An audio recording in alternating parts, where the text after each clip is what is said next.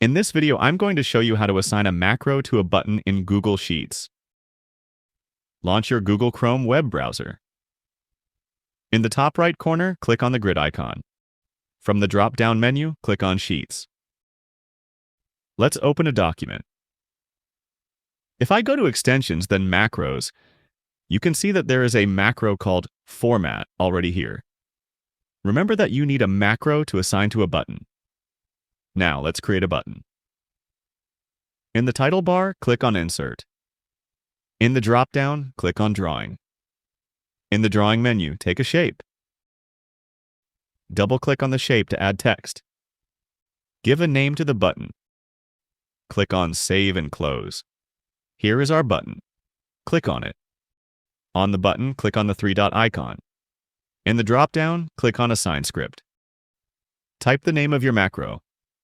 In my case, it will be Format. Click on OK. Our macro is assigned to the button now. If I click on the button now, you can see that it works according to the commands of the macro. Feel free to reach out if you encounter any issues during the process.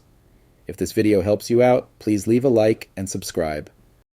Comment below if you have any questions. If you need further assistance, consider hiring a professional using the link in this video below.